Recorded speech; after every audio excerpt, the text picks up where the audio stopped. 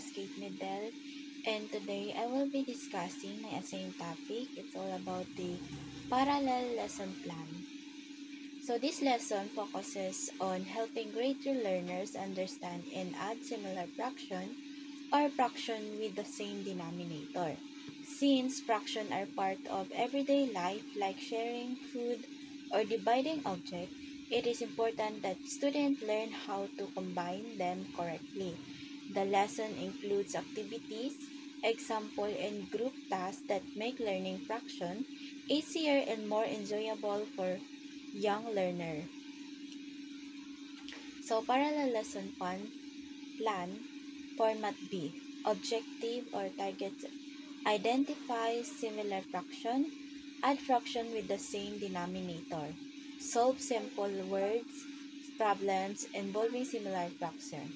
So, ang objective, ano ba ang goal ng lesson? So, dito matututunan ng students kung ano ang similar fraction. Matututunan nila paano mag-add ng fraction na pareho ang denominator. Masagutan nila ang simple words problem tungkol dito. So, next is learning experience, review. Students recall what fraction are. Guided practice, teacher give example like 1, 5 plus 2, 5.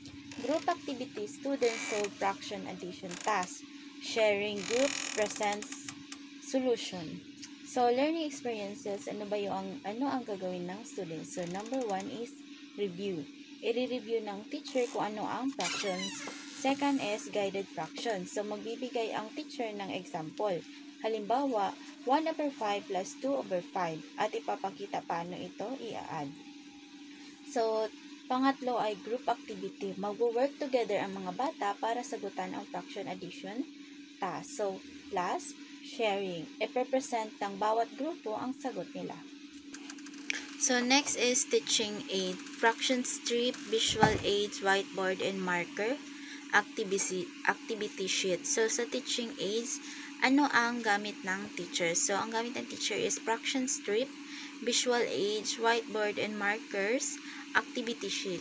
So, ito ang mga materials na tutulong para mas madaling maintindihan ng student ang kanilang lesson. So, last is evaluation.